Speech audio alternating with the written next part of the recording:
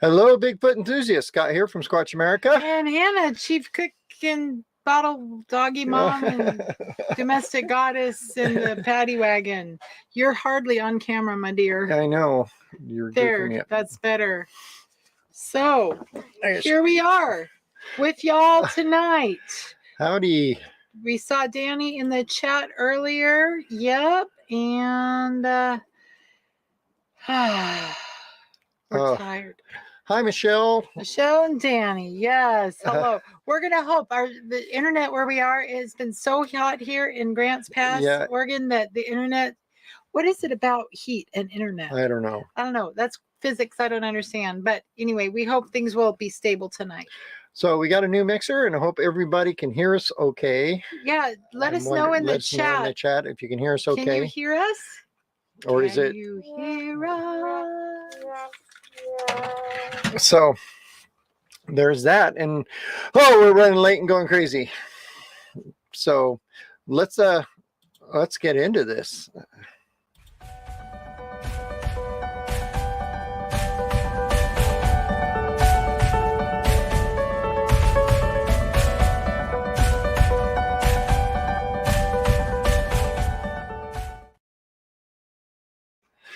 Danny, we're 4x4, not 5x5. That's usually the case. We're not 5x5 ever. Day late and $1 short. Always. Time. All right. So hello, Joanna. Thank you for that. And Henry, I think, welcome. I don't recognize your name, so welcome to Squatch America. We're really happy to have you, and we are glad to be back with you after taking last week off. I don't remember why we took last week off. Because I was building a building. Oh, you're still building a building. Yeah, I'm almost done.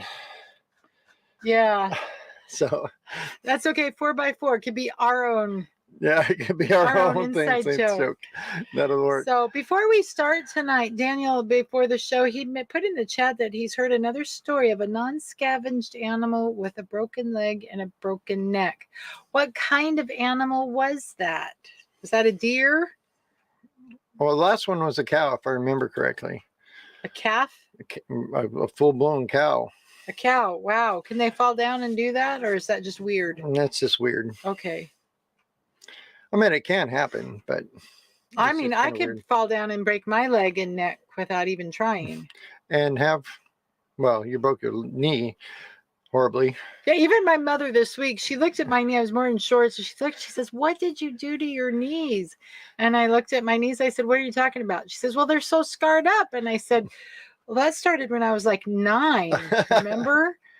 So anyway. And Danny says it was a cow. It was a cow. I knew it was a cow last time. Yeah, too. Hey, Janice is back. Hi, Janice had an epic camping trip up at Trillium Lake. We have got to go there. Squatch Central. Squatch Central. So I cannot wait.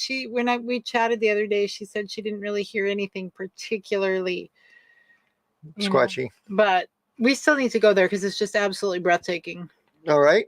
Yeah, I would be scavenged. We have no doubt. And, yeah, in case of the zombie apocalypse, he's saving himself. Yeah. Hey, Kyle, good to see you. Kyle, you better come on over to Baker in August for the Bigfoot Festival. You have no excuse. None. All right. So let's talk. What are we talking about tonight? We're talking about Squatch. Well, first of all, I'm excited to say we got a new mixing board. Why don't you hold it up and show it to them? I don't know if I can. It's all wired down. Oh, it's all wired down. I can't get it in front of the camera. But anyway, but this is going to, hopefully, we did a little test and it did work. So we're going to do a test coming up shortly. We're going to be doing a show where a call-in show, a literal call-in show. You like can literally call us now. Pick up the phone and call us, and we can broadcast the phone call on the air. You won't have to get on the video studio. That's it. And I know some of you, the camera issue has been something. So yeah. Anyway. So cool. Okay. Right. So hopefully everybody got to see our video that dropped last Friday about the tree structure we found in Eastern Oregon in our secret private squatchy spot that's on private property. That's why we keep it secret. We don't want people showing up there. showing up on the private property. But I will say it's in Eastern Oregon. I can even go as far to say it's in the Blue Mountains. So there's that. So then if you're familiar with the Blue Mountains and all that jazz. And all that jazz. Yeah. So, so we're going to be talking about this tree structure here on episode 127. And if you haven't, please like and subscribe and click. We found out this week that most of the people who watch our videos are not subscribed, so please subscribe. We're trying to get to 5,000. We're almost at 2,500, so Yep. we're almost halfway there. And those of you who are subscribed, those of you who have joined the YouTube channel and have sent super chats and all that, we are so grateful for you. How many views have our videos had? Didn't we reach the 150,000 mark? 150,000 mark. 150,000 views on our videos. Where are all those subscribers? Yeah. That's what we want to know. Yeah. And we have repeat viewers. I know that for a fact. So Okay, anyway. so here we go. So first of all, we're in our spot, and I wanted to point something out first. This is very interesting and something y'all should do whenever you see a Bigfoot in a photo, or you take a photo and, oh, there's a Bigfoot in the photo you find later. You need to go back to that spot and verify that there's nothing there. We get so many, pictures of Bigfoot, blurry Bigfoots in photos, and we can just say it's pareidolia unless you go back and take the same picture and it's not there. Then you got something. So I want to show you. This here is my spotting scope that we set up, and if you look up here on the hill, I can't see through my glasses though. Up here on the hill, I missed the circle with my thing. Anyway, that's how far away I was looking. And this black line here, that's to block out some features that could give away our location. That's all. But if you look over here, you see this little figure right there, standing by that tree. So I took this picture through my spotting scope with my phone, and if you zoom in on it, it looks kind of tree-like. But I want to let you know that, that's way zoomed in on the picture that I took through the spotting scope. That was like that far away. It was like way out there.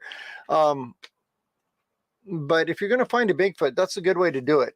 A spotting scope? A spotting scope. Because you can look at hillsides miles and miles and miles away, and get pretty good views with it. Problem is taking pictures with them. I don't know if they have they have an adapter. Then I have one that goes on my spotting scope, but it's always so shaky to try to take a picture with it. Yep. But Henry, it does have a big butt. Oh, and I cannot lie. Yeah, it looks like it has a big butt. And how long was that Squatch standing there just like that without moving? Okay, so here's the deal. I saw the Squatch, I took a picture, I waited, and I waited, and I waited. 8 hours later, it was still standing there, and I waited, and I waited. And 12 hours later, it was still standing there, so it's got to be a tree. So just saying, not all pictures of Bigfoot are Bigfoot. So if I had waited an hour or two and looked through the scope and that wasn't there anymore, then I'd like, aha, because I doubt there's a dude hiking and be that tall, that far away. But I'm pretty sure it's probably bit of a scrub brush. A bit of a stump squatch, I'm trying to figure out how to switch. There we go. Yeah, I'm pretty sure it's a bit of a stump squatch. But here's what we want to talk about today. That is not a stump squatch. This is not a stump squatch. So when we're doing our investigation here, we ran into this here. Now, like I said in the video we did, all these down trees here is because there was a fire in this area. What was it, 9 years ago, 10 years ago? Something 10 years ago. I forgot now, but it was about 10 years ago that a fire burned this area. And this is the lake of fallen trees that Acres and acres and acres of fallen trees, and it is a pain in the butt to walk through. You're tripping and catching your feet and having to climb over logs, and yeah, you go about, you know, a foot an hour. You know, it seems, say it's hard walking through all that stuff. But this one here, I can see if a tree accidentally fell into the crotch of another tree, but there's 4, if you count them, 1, 2, 3, 4 limbs here that fell into the crotch of this tree, and they'd have to be aimed the exact right, you know, direction to fall into the crotch of this tree.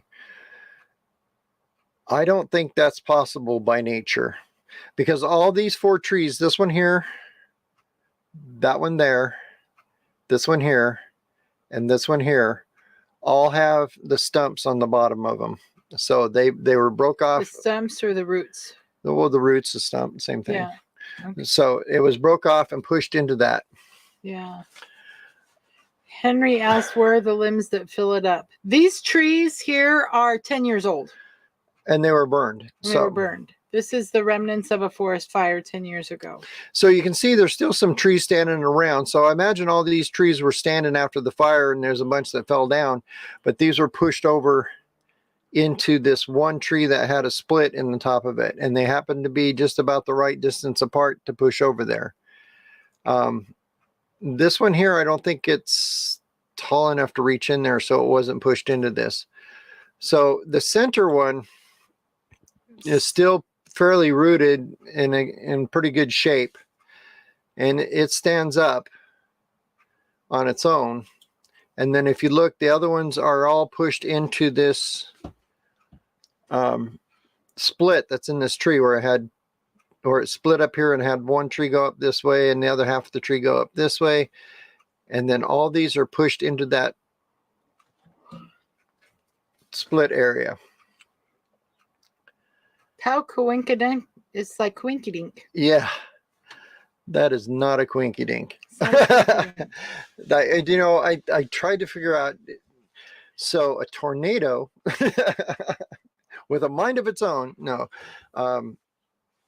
these had to be pushed over in order to hit this split. I can see one by accident, but the odds are against all of those coming in there. And the other one is these 3 limbs right here are, I'm gonna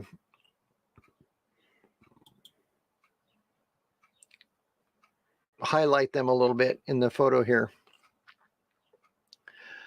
But these are the 3 limbs that are not rooted in the ground.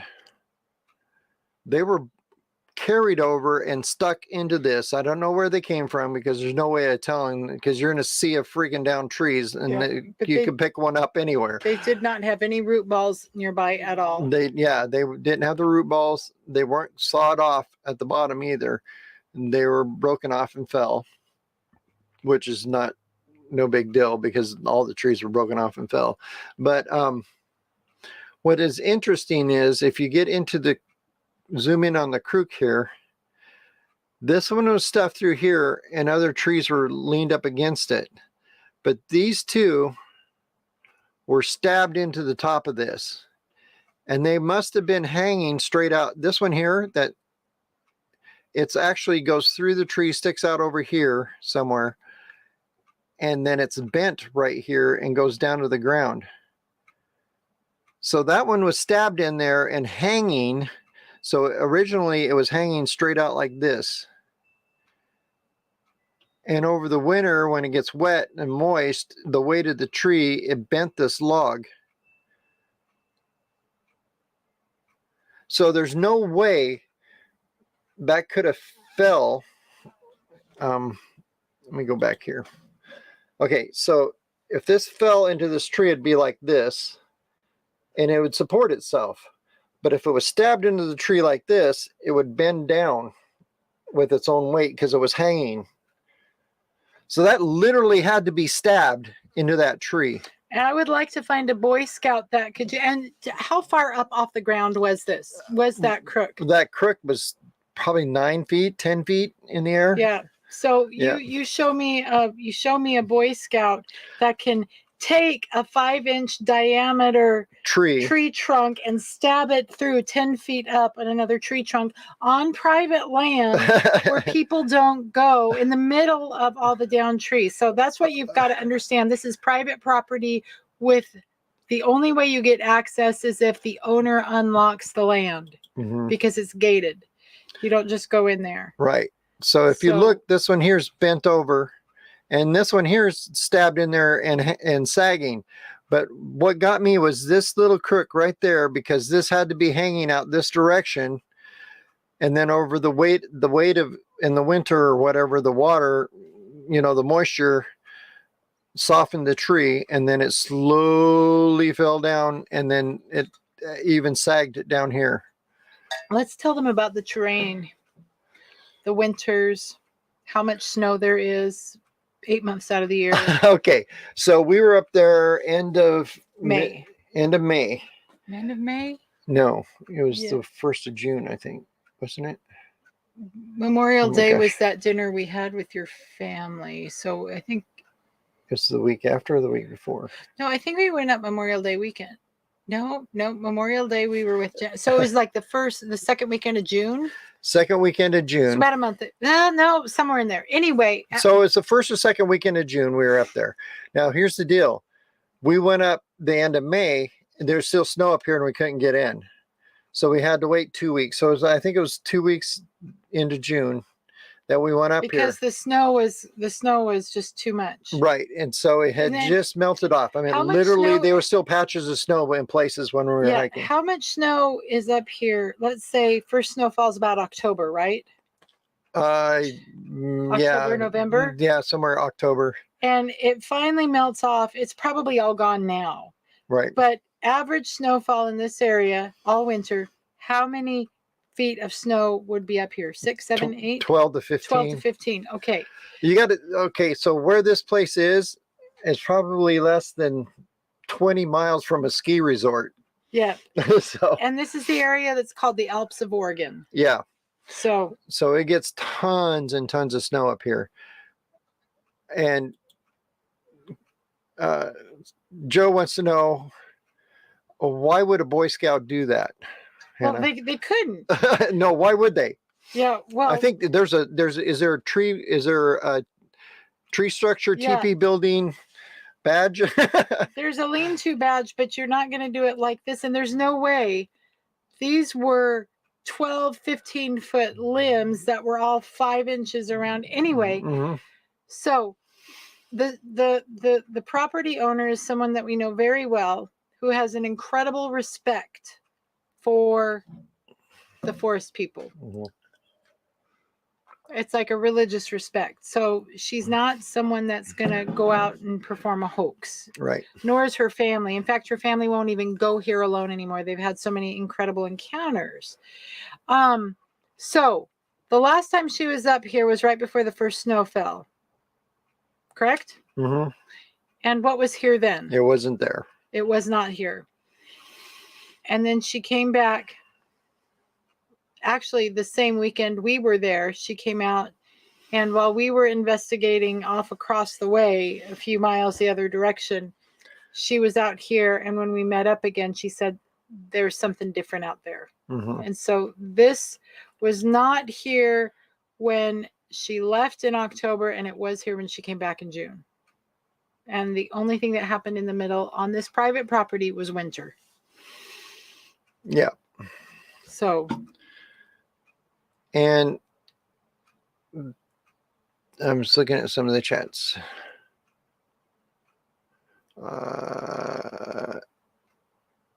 Cowboy says, I'm not like Raptor. I'm not saying it's Bigfoot.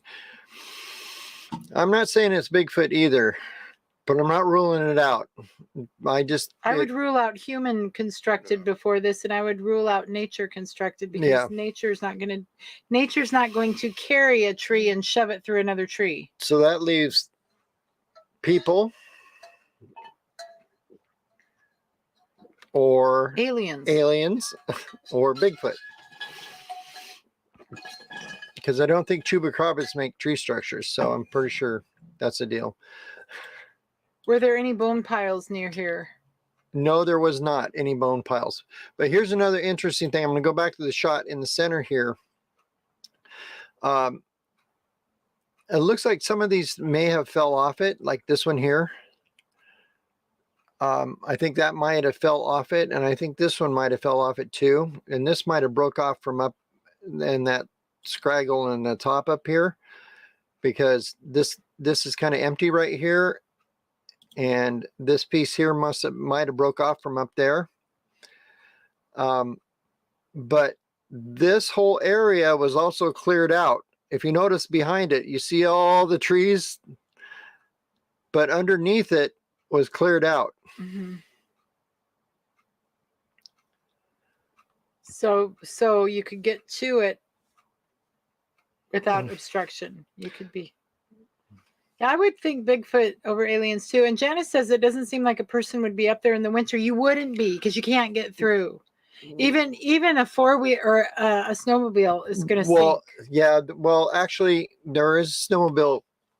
There is snowmobiling up here in the winter, but not here.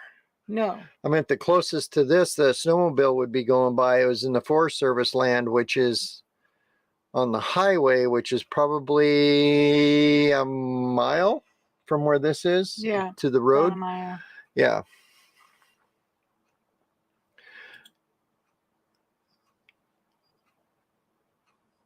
Raptor thinks we would have found footprints if it was. We would have found. Now, here's another thing. If this was built in the winter, I was thinking about that. If it was built in the winter, we would not have found footprints, because the ground would have been frozen, and the footprints would have been in the snow. And since the snow is gone now, no footprints. Yeah. If you're not familiar with northeastern Oregon, you don't know the winters here. And everything freezes solid. Yeah. So this area, actually, the average snowfall is about 10 to 15 feet, but because of the elevation, this is literally 10,000 feet. Yeah. But a little ways away in the swampland, we did find a footprint. Or something. I'm not too sure about this one, but you can see a toe here, toe here, toe here, toe here. So unless this was a southern Bigfoot, it only had 4 toes. Unless 2 are squished together right here, maybe. Jim asks, it's very interesting. Could this have been built with feet of snow on the ground? Well, you could have pushed the trees over,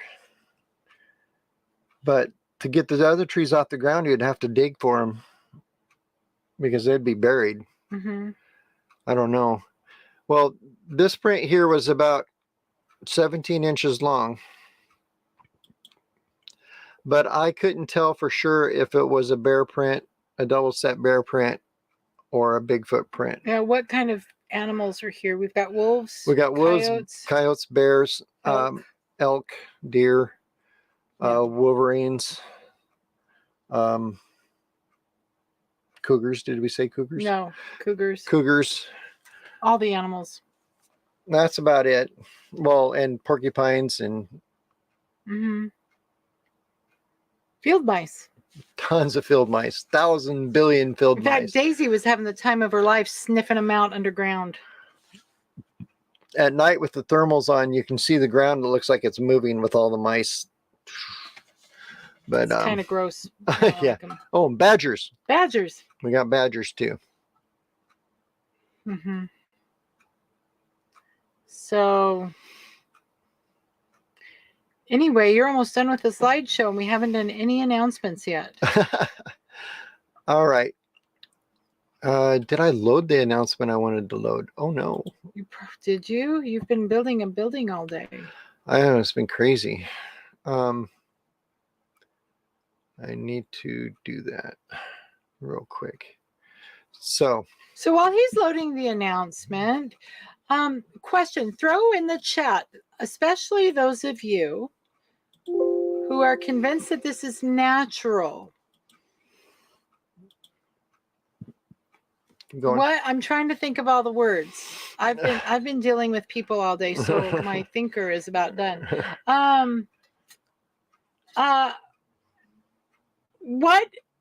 We are skeptics. We are always skeptics here. Mm-hmm. However, how do you move from, we always say rule it, do everything you can to rule it out before you go to Bigfoot. So what are the steps you go through to rule everything out? And when do you just kind of have to say, yep, it's probably a Bigfoot? What is your standard of, where do you draw the line? I guess I'm asking. Interested to know what everyone else out there thinks about that. Okay. Does that make sense? Did I English? It did. Yeah, I think so. Was that videos? Oh, those are videos. That's why I couldn't find it. There it is. Okay. All right. My brain's not working because it's 107 degrees out here and we can't have the AC on right now. So it's 87 inside our camper. Well, I know if you're in Texas, it's a lot worse, but. So I wanted to flip this up here real quick. This is our upcoming events. We've been through a lot this summer already. But if you want to come join us on July 22nd, we'll be in Glide, Oregon, which is just outside of Roseburg. I couldn't think of the word either. Yeah. That's our next thing coming up, July 22nd. It'll be us and Dr. Jeff. Did I have a video? I thought I had a video for that, didn't we? I don't know. I don't know things either. You've just been doing a poster for that. Yeah, did I have the poster? No. Okay, so July 22nd, we're in Glide at the Glide Bigfoot Fest on August. Wait, I think I do. Glide Bigfoot Fest right there. Come for the live music, the bouncy houses, food trucks, Bigfoot experts, 60 vendors or more, a mechanical bull. I want to see Bigfoot riding a mechanical bull. Woo, woo, I want to see Hannah riding a mechanical. No. I did that once when I was in high school. I vowed never to do it again. About ripped my shoulder out. Yeah, photo booths and, if nothing else, a beer garden. And Dr. Jeff. So, yeah. So there's that on July 22nd. Go to the next thing, please. Is that this? That is this. So then on August 11th, this is the VIP dinner. August 11th, all of you in Eastern Oregon have no excuse. We're having a VIP dinner with Todd Neese, the man who blew up Bigfoot, and Michael Freeman. I can't think of a pithy slogan for him, but I'm working on it. Anyway, you really don't want to miss this dinner because, you know how it is. You go to a Bigfoot festival and they're in their booths and they're giving their presentations and they really don't have time to talk to anyone. This is your chance to have dinner with them, sit down with them, hear their stories, and really get to know them as people. They will have their families with them, so you get to meet them too. And that is August 11th at 6 p.m. You can, this is the wrong website, but go to SquatchAmerica.com, click on the festival banner, and you can get all that information on how to get your tickets. You will have a choice between beef, chicken, and vegetarian, and we need to have those orders in quick so we can tell the caterer this is a catered event. This is not some silly pay $50 for a do-it-yourself taco bar. Yeah, this is catered, plate served, and there's even a squatchy dessert, but I have to keep my mouth closed about that because it's a surprise. And then August 12th, where's the actual second festival? Annual Blue Mountain Bigfoot Fest is coming to Baker City, Oregon, August 11th and 12th. Join us for a VIP dinner on Friday night featuring special guests Todd Neese and Michael Freeman. The second annual Blue Mountain Bigfoot Fest is coming to Baker City, Oregon, August 11th and 12th. Join us for a VIP dinner on Friday night featuring special guests Todd Neese and Michael Freeman, and a full day of activities on Saturday, August 12th, featuring speakers and vendors. Our live I don't know what's going on with the internet today. The second annual Blue Mountain Bigfoot Fest is coming to Baker City. I surrender. All right, show them do you have a poster? No, I That was the only poster we had. All right, August 12th, Geyser Pullman Park in Baker City, Oregon. Come for the full day festival. Starts with a 5K at 8 in the morning. The Squatch Trot 5K fun run, walk, roll to support the Fallen Outdoors. Yeah, which will support the Fallen Outdoors thing. And another thing, we're going to throw that in here today. We are part of Fallen Outdoors. What Fallen Outdoors is we take actually veterans out bigfooting. Fallen Outdoors does take veterans out hunting and fishing and all that stuff. But we are their Bigfoot division. And they actually just came out with a new t-shirt. I can't wait to show it to you guys. It's going to be awesome. The Fallen Outdoor Bigfoot t-shirt.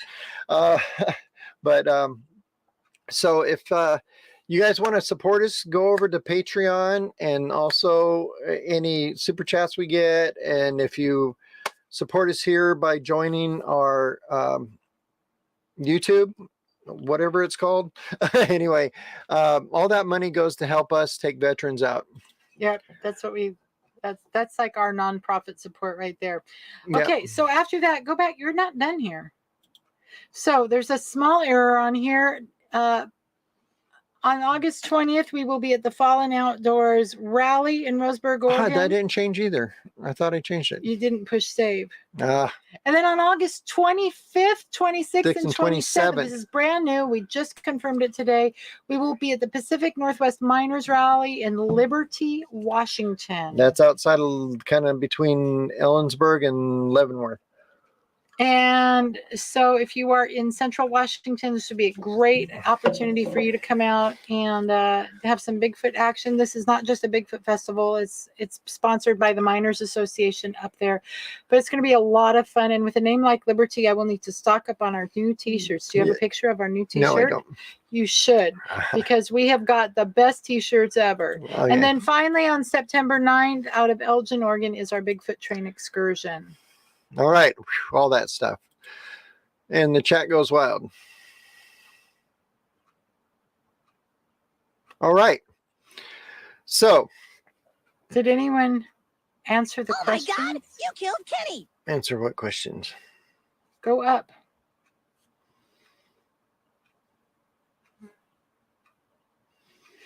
Keep going. No, that was stuff we already saw.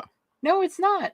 Because I asked the question, how was the footprint around the structure? The footprint was not around the structure. The footprint was...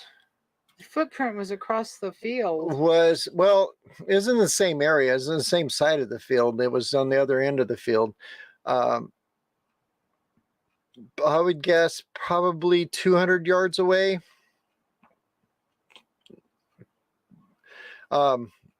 But it was in the same area as all those fallen trees. It was in the midst of all those fallen trees. Yeah. I mean, we were just lucky we ran across it. Yeah, and well, the owner ran across it and told us about it. Henry says that he thinks something built it because inside was bare ground. Yeah, that's another thing that I was thinking too, because let me go back to that photo. Because this is all spread out and cleared. Yeah. And the whole rest of that area looks like a game of pickup sticks on steroids. Yeah. Anyway. So let me get back to the photo of the whole thing here. All right. So I had a couple great weekends the last few weeks. We went to Beachfoot, which Hannah's wearing her shirt. What's that? Finishy. Aloha, guys. We remember you. Yes, we did meet you. Okay. Remember him? Yep. Yep. From the campground in Pocatello. Yeah. All right. Awesome. It was something hiker, wasn't it? Before that? Yes. If I remember right. Solo okay. hiker. Solo hiker. Boom. I remembered. Yeah. Okay. So here's the deal. We got to hang out at Beachfoot. Hannah's got her t-shirt on. You can't see it. Beachfoot t-shirt. Anyway, what that is a gathering of Bigfoot researchers. It's kind of an invitation only thing, and it was a lot of fun. It's like three days of just sitting around Talking Squatch. talking around the campfire, talking about Squatch, which is pretty awesome. And Every possible theory you've ever thought you could have heard, you hear twice. And Hear then twice, about yeah. 6 more. yeah, that's it. And then we also had the weekend before that. We were up in, or maybe 2 weekends before, I forget. We were up in Medellin Falls for the Bigfoot Festival up there, which was tremendous. A little tiny town in the middle of nowhere. 8,000 people showed up. We ran out of shirts halfway through the first day. It was crazy. But they had quite a few researchers there for that weekend. And the neat thing is they put all the researchers in this bed and breakfast / campground. And we're all in the same spot. So we got to hang out every evening and just sit around the campfire again or on the back porch and just talk Squatch. So I was talking with Tom Seawood.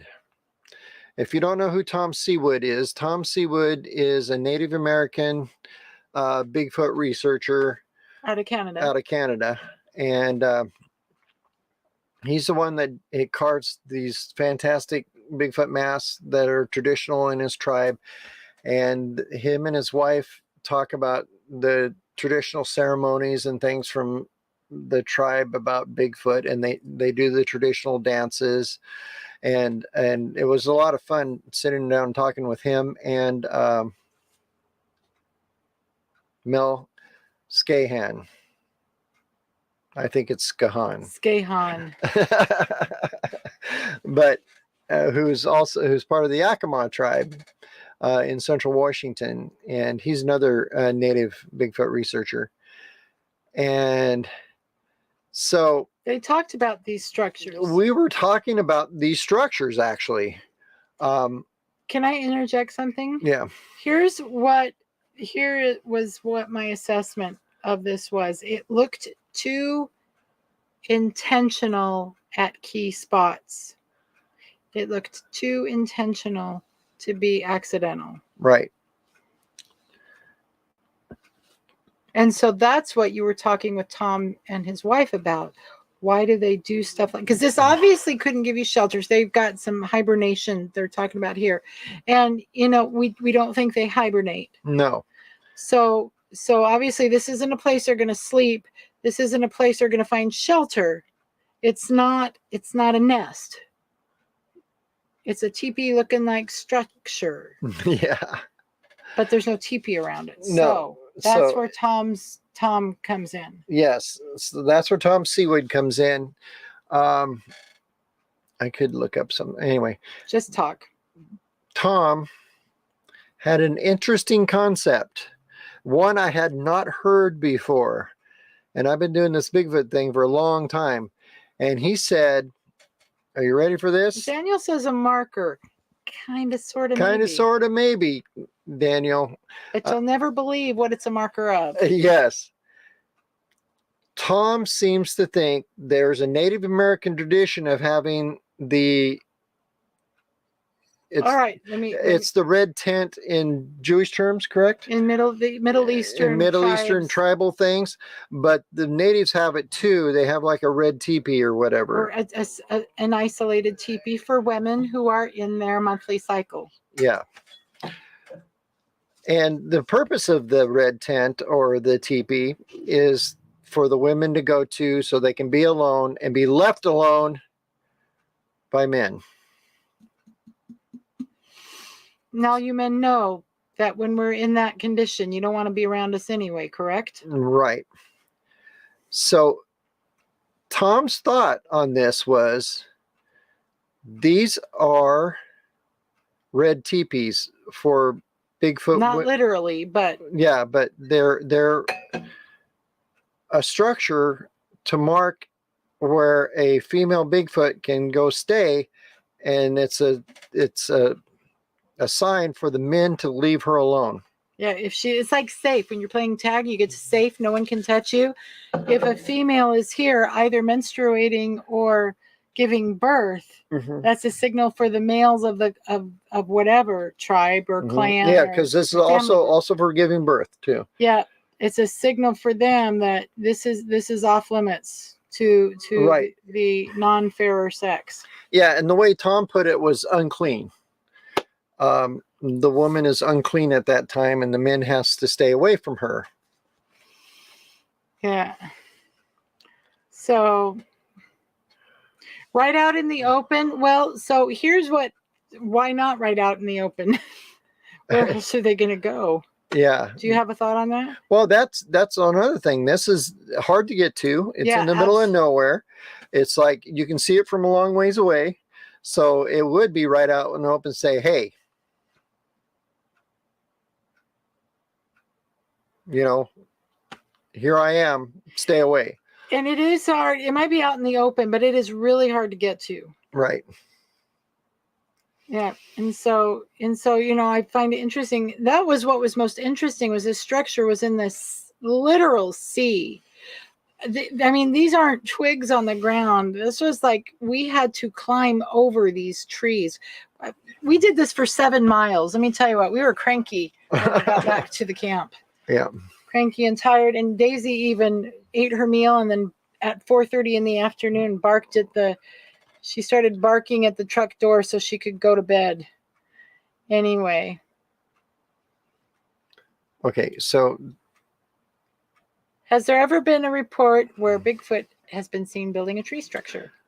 There has, actually. There's been a few reports of people seeing Bigfoot pushing trees over.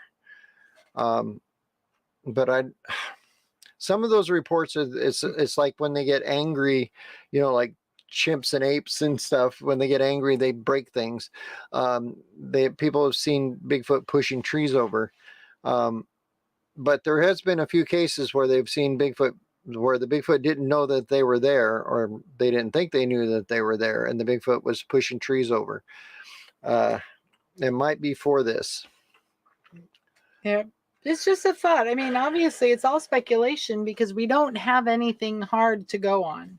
Right. But if indeed Bigfoot is another hominid like we are, is another species of another Homo species, and at some point in distant history lived alongside the natives of our species, why wouldn't they have similar, in a similar trait, they're living parallel lives. Why wouldn't they have similar behavior patterns?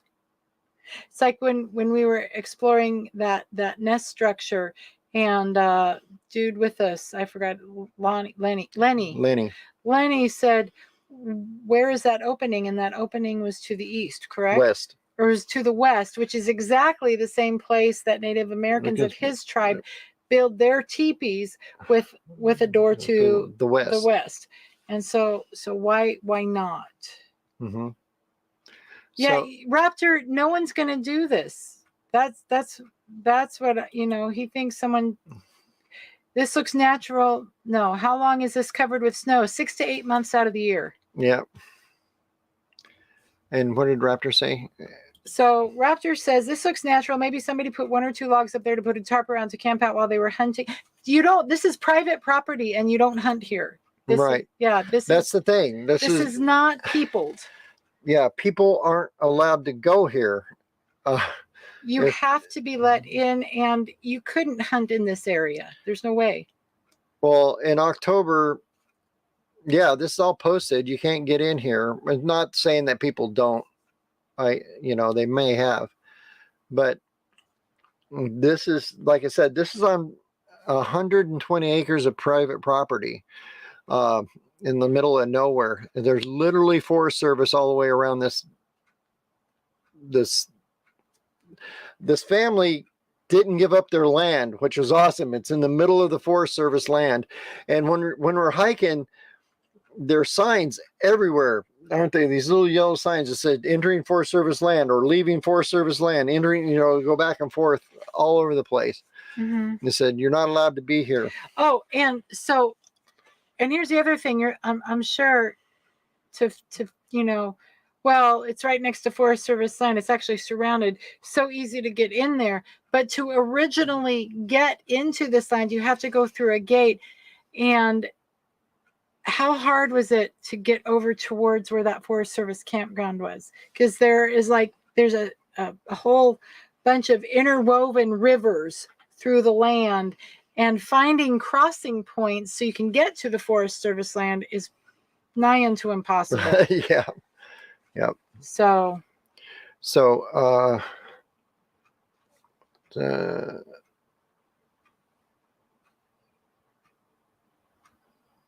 okay, what did she say? Okay, there's a lot of it that looks unnatural because of the area. That would lead me to believe it's not human made. I don't know about the red tent theory, but like you say, who knows? yeah. And then Pyro said, if the trees were alive, it would have been 100 yards back in the tip. Yeah, thick timber. yeah. So that's another possibility. I don't know if this was done after the fire or before the fire. Well, remember, it wasn't there last year. Oh, that's right. So it was after the fire. Yeah, but this is less than a year old. But if the trees were standing, this is 100 yards back in the timber. Yeah. The other thing that we've heard is, what about practice? Practice. Like young Bigfoot practicing building things. Yeah. There's that too.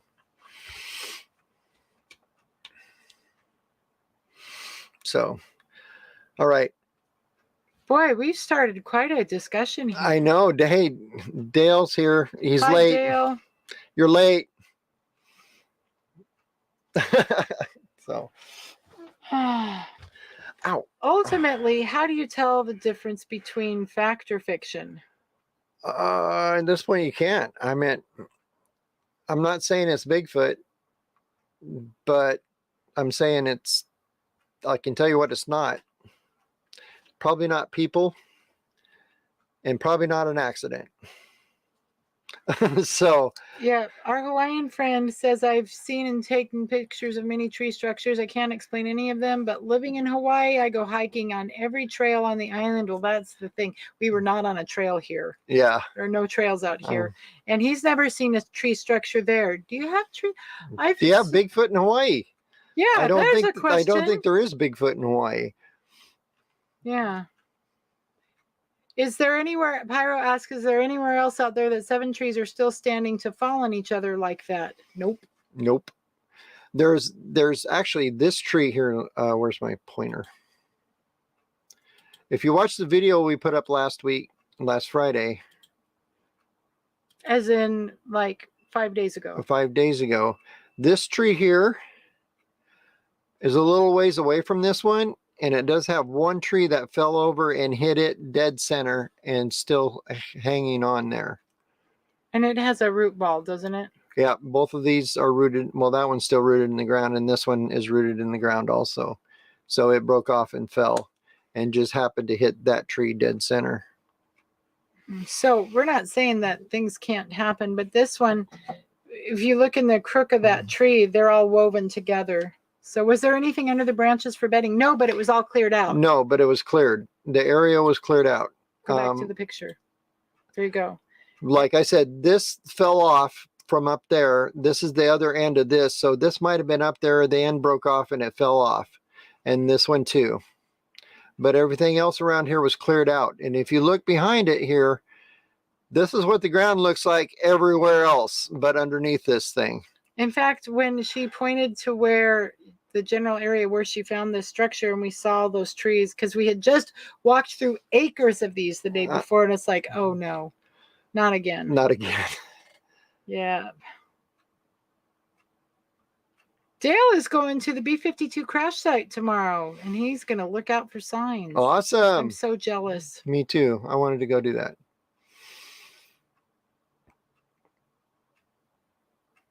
So yeah, there was no bedding, but it was cleared out. So which gives me another thought. Was this done in the fall, I would have to do it. It would have to have been done before the snow flew, because you would never be able to see how many logs are underneath it in the winter. So this had to be done last fall or early this spring. So Daniel points out that if this was done intentionally for that, I'm assuming for the whole menstrual tent thing, that it would leave the woman or the female exposed to predators. Predators aren't running through that area very fast. Even wolves and stuff. Yeah, and I tend to think that Bigfoot is the apex predator, and pretty much everybody leaves them alone. Yeah. I'm guessing. Yeah.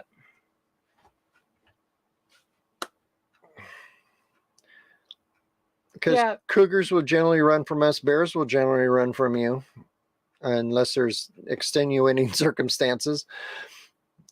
Raptor asked, are you guys sure that the landowner doesn't lease the land out in the wintertime for elk or something to make money? Just asking, because a lot of them do. No, they don't. No, they don't. We actually, before we went up to this land, we went the week before. Was it the week before? Something like that. Yeah, we stopped by her house and actually spent the whole afternoon, and we talked extensively about this area. And another crazy thing was, it's her and her ex-husband owns this land. They're an elderly couple. Well, elderly-ish. You know. So, 60s. Well, he's 75, if I remember correct. Because we actually, the crazy thing, we actually ran into him we had only been talking to her. We ran into him at a gas station in Pendleton about a week later. And he was gassing up right beside us. And he walked over, hey, you were on my property last week. I'm like, oh my gosh, it's you. Okay. So, and he pointed out to me that the last person who did any research in this area on the Bigfoot front that he had let on the property, the only other person he had let on the property was about 20 years ago. And it was, gosh, the name just went out of my head. Peter Byrne. So this is Peter Byrne's research area. Yeah. One of his secret research areas from back in the day. Daniel mentions that Bigfoot hides, and that's not hiding. But Bigfoot hides from who? From what? What does Bigfoot hide from? Us, but. So who is up here? Did they even, they're not up here. Yeah, but I was saying nobody goes up here. That's the thing. I mean, she camps, she comes up and camps about 2 or 3 times a year. Yeah. And they spend a weekend. But other than that, nobody else is here. Yeah. Ever. In fact, yeah. The generator that powers the cabin is broken. Yeah. So they haven't run that in years. 3 or 4 years. They have a little cabin on the property and an outhouse. That's a mile away from this. Yeah, it's a mile away from this, and it's in an outhouse, and nobody goes here. That's the thing. There may be 3 weekends or 4 weekends a year somebody up here camps for the weekend, and that is it. Yep, they don't hunt here. They don't. Yeah. Yeah, and Daniel, I don't agree with you, because Bigfoot is the apex predator, and they know we're coming when we are miles away. Yeah. They're not people as we are. So the picture before this one, Janice says, at the top where the branches are woven would be very difficult. Yeah, that's the point. It's Scott is 6 foot 3 inches tall, and this was at least 2 feet above him. Right. I mean, you'll have to go see the video. The video is up. We posted it last Friday. So this is definitely woven. I mean, there's 2 of these trees that were actually, like I was talking before, this limb here, these 2 limbs right here were lifted up, stabbed in there, and they were hanging. And then over time, they bent and fell over. If this was built right before the snowfall, because it was not here when she came for her final autumn weekend, and she walks the land, so she knows it. She probably comes here more than anyone in the family, so maybe 3 or 4 times a year. But if this was built before or right before the winter snowfall, that would explain how those collapsed, because the the degree of snow. The snow was probably above it. Right, and bent them over the weight Yeah. of the snow on them. But they also, but like I said, this originally, this limb right here, let me go ahead 2 more slides here. This limb that's bent right here, it was originally straight out like this. And the weight of the limb hanging there, it eventually bent over. You can bend wood. It just takes moisture and time. Yeah. And there's plenty of moisture up here. So winter. these 2 limbs both were stabbed in this thing and were hanging out here, and they bent over time. Yeah. Why do you keep tapping my knee? I don't know. Oh, I thought you were reading my mind because you don't want me to say anything more. No, that was it. Anyway, so Daniel, your comment, this would go against Bigfoot's nature. I just want to address that. You know, if you are of the opinion that Bigfoot is just a big animal, I can see that. A dog circles to make a nest even in the middle of our cushy bed, because that's what dogs do. So if you're going on that Bigfoot is not self-aware and just another animal, I could accept that. Our premise is that Bigfoot is more human than we have ever thought. And so there is intention, there is intuition, there are all the things that we have as humans, and possibly even more so. So, and you tell me, do humans go against their own nature? No, we're very intentional. Yeah. So. Yeah. So anyway, it's very, very, very, very interesting. Okay, so we are actually in a few weeks going back to this area. I hope we have time. We're going to make time. We're going back here. So we can, we set a Nutella trap. Yep, so we're going to go in the same general area we're across the way, but across the meadow. But we're going to have to do that the minute we get back, because we have like no time there. I know we're gonna take some time, go do that, and then we're gonna recheck this out. I'm gonna map it. I'm gonna do an extensive map, because when we found this was the day that we were actually leaving, so yeah, we didn't have a lot of time. didn't have a lot of time. Yeah, and Ben from Northwest Sasquatch Studies and Research, man, you got a long name there, buddy. He says that he feels being so remote, maybe whatever made it was comfortable enough. There was not worried about being seen. And there is camping. And by camping, we mean they stay at the cabin that's a mile away, a little tiny cabin, and use the outhouse. They don't come out and pitch a tent here. Right. Yeah. So it's really hard. Because you literally have to wade a mile through these down trees to get to this. Yeah. It's really, really hard. Maybe, well, see, we can't really take better. They've asked us to keep this area private. And so we can't do really good video of it. We can take still shots here and there, but we can't put it together so that anyone could recognize where this is. Right. So, yeah. And they don't camp with people. They camp by themselves. So, you know, she'll go up for a weekend with her dog and stay in the cabin and then leave. And he hasn't camped there in 3 or 4 years because his health is bad. So yeah. I would love to own this property. I would. It's gorgeous. So, but and we had some. So watch the video from last Friday and watch the one before that, because last Friday was part 2 of this trip. We had some interesting sounds that we got while we were overnighting, and we were camped a mile and a half off that away. I can even kind of point to you if I can. Yeah, our truck was probably about there in the trees over there. Yeah. So that was about a mile and a half away. So there's about a mile of trees to walk through. And there's a river. And there's a river that runs through here, you can kind of see that green bank right there. Yeah. There's a And- river that runs through here, which is 7 or 8 feet deep. So you have to Find a crossing find point. a crossing point. And it's not a seasonal river. It's a year-round river. It comes from a natural spring. So it's always full. And lots of trout, by the way, in there. Yes. Lots of trout. So, Next time maybe we'll bring to our get to fishing our rod. truck, we had to walk this other way over here and go around to where there's a bridge by the cabin. Yeah. Ben said that he watched the videos with us walking through some of it, and he knows he wouldn't go through there. There are way better areas to go camping. Yeah. It's true. Yeah. The only reason we would camp here is because we're actually squatching. Yeah. And there are no trails here.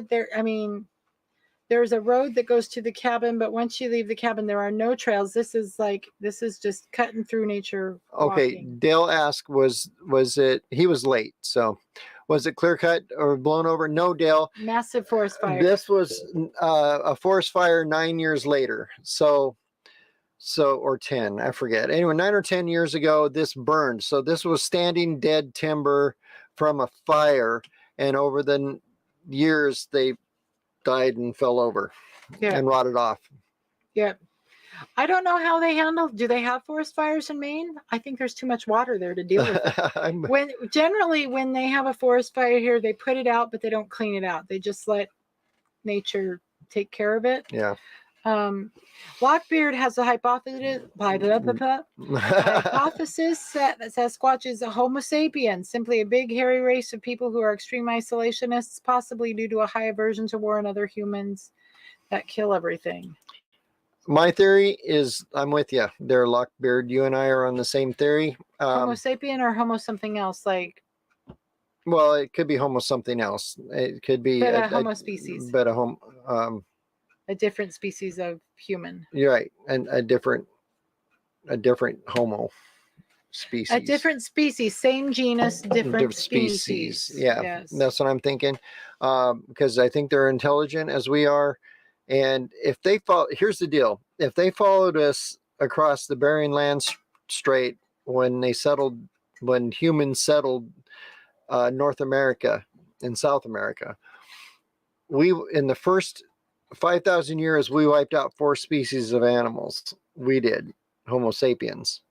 And if they followed us and they saw us killing everything like we do, they probably decided to avoid us too. Yeah. So maybe they had a structure there when the trees were alive, and this is a kind of memorial. That could have been. Could possibly. That's a good one, Pyro. Do they have the right to vote? Well, a lot of us have the right to vote. Doesn't mean anything. Yeah. There we go. Did I say that out loud? Yeah, I think you did. Okay. Yeah. Go bananas. So I think that's my that's one of my theories why the government knows these exist but keep them covered up, because they might have to have the right to vote. It doesn't matter if you cover anything up anymore.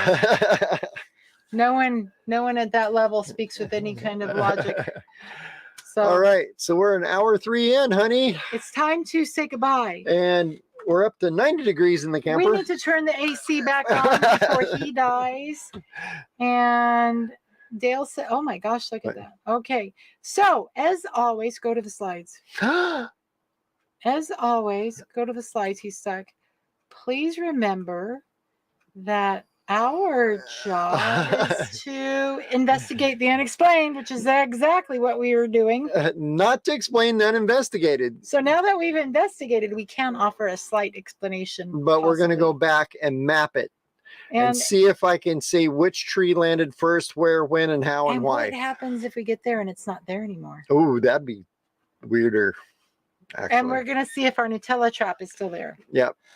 So thanks for watching, Please folks. like, subscribe, click the notification bell, share this with all your friends. Please go to our website. We've got brand new shirts. Please open our emails and check out what we send to you in email. If you haven't subscribed to an email, squatchamerica.com. There is a really annoying pop-up where you can subscribe to our weekly email. I really don't send them much more often than that. Right. So with that said, so we see you next time. Keep it squatchy. and go out and find Bigfoot. Bye. Bye.